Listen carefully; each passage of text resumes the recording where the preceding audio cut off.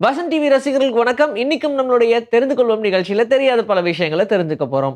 Iron நம்மளுடைய உடம்புக்கு எவ்வளவு முக்கியம்னு தெரியும். இந்த அயன் தேவை அப்படின்றதுனாலயே நிறைய பேர் டேட்ஸ் சாப்பிடுவாங்க. ஏன்னா டேட்ஸ்ல நிறைய அளவுல அயன் இருக்கு அப்படின்றது தெரிஞ்ச விஷயம் தான். நம்ம பிளட்ல இருக்கக்கூடிய அயன் எல்லாம் எக்ஸ்ட்ராக்ட் பண்ணோம்னு வச்சுக்கோங்களேன், ஓரளவுக்கு ஒரு ஆணியை செய்யக்கூடிய அளவுக்கான அயன் நமக்கு கிடைக்கும் அப்படின்னு சொல்றாங்க. அதுவே ஒரு 350 பேருடைய பிளட்ல இருக்கக்கூடிய அயன்லாம் எக்ஸ்ட்ராக்ட் பண்ணோம் அப்படின்னா அதை வச்சு நம்மளால ஒரு வாளையே செய்ய முடியும், அதாவது ஸ்வாடையே செய்ய முடியும் அப்படின்னு சொல்றாங்க. சாமுராயோடைய ஸ்வாடெல்லாம் பார்த்துருக்கீங்களா? அதெல்லாம் துரு பிடிக்கவே கூடாது அப்படின்றதுக்காக அப்படியே பாலிஷ் பண்ணி ஷார்ப்பாக வச்சிருக்காங்கல்ல, அந்த மாதிரி ஷார்ப்பான ஒரு ஸ்வாடே பண்ண முடியும் நம்மளோட பாடியில் இருக்கிற அயன்லாம் எக்ஸ்ட்ராக்ட் பண்ணா. ரொம்ப அதிக அளவில் நம்ம இன்டென்ஸாக ஒர்க் அவுட் பண்ணும்போது நம்மளுடைய பாடி ஹீட்டை ஜென்ரேட் பண்ணும் இல்லையா?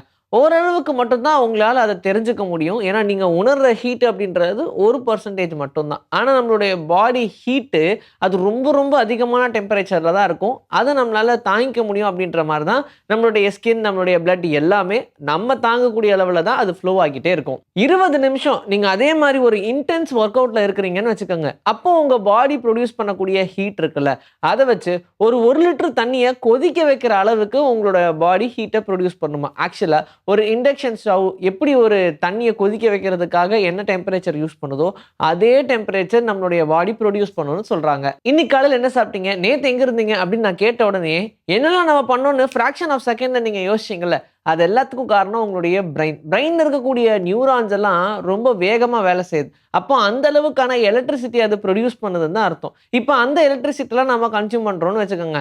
இப்போ நான் சொன்ன கேள்விகளுக்கெல்லாம் நீங்க ஒரு நாள் இல்லை ஒரு 2 நாள் அப்படின்ற மாதிரிலாம் யோசிச்சுக்கிட்டே இருக்கீங்கன்னா, யோசிக்க யோசிக்க உங்களுடைய பிரெயின்ல எலக்ட்ரிசிட்டி ப்ரொடியூஸ் ஆகிட்டே இருக்கும். அந்த எலக்ட்ரிசிட்டியை வச்சு நம்மளால ஒரு குண்டு பல்பே எரிய வைக்க முடியும்னு சொல்றாங்க.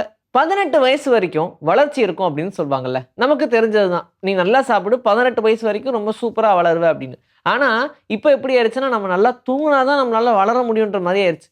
தூக்கம் இல்லைன்னா அங்க வளர்ச்சியே இருக்காது அப்படின்னு சொல்றாங்க. அதனால நம்ம எந்த அளவுக்கு நல்லா தூங்குறோமோ டீனேஜ்ல, அதுதான் நம்மளுடைய வளர்ச்சிக்கே காரணம் அப்படின்னு சொல்றாங்க. நல்லா தூங்கினா நல்லா வளர முடியும். சரி, இதுவே இந்த வளர்ச்சியை பொறுத்த வரைக்கும் ஒரு 21, 22 வரைக்கும் நம்ம ரொம்ப ஸ்ட்ரெயின் பண்ணி நம்ம ஹைட் வேணும் அப்படின்ற மாதிரி முயற்சி பண்ணா வரதுக்கு சான்ஸ் இருக்கு. இது இப்படியே இருக்கட்டும். அடுத்த கட்டம் 40 வயசுக்கு மேல நம்மளோட ஹைட் கொஞ்சம் கொஞ்சமா கம்மியாகிட்டே போகும்னு சொல்றாங்க. அதாவது ஒரு 10 வருஷத்துக்கு ஒரு 1/2 இன்ச் குறையும்னு வச்சுக்கோங்க.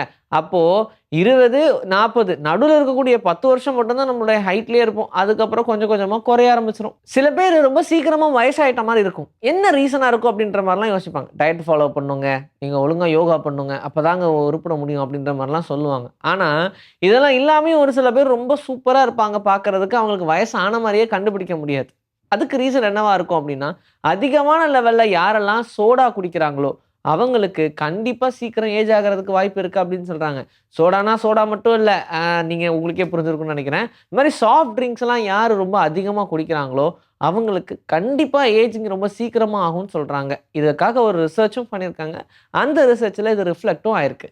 இன்னைக்கு நம்மளுடைய தெரிந்து கொள்வோம் நிகழ்ச்சியில தெரியாத பல விஷயங்களை தெரிஞ்சுக்கிட்டோம். இதே மாதிரி சூப்பரான கண்டென்ட்டோட உங்களை நான் வந்து சந்திக்கிறேன். Until then, this is bye from me, Jashi. Take care.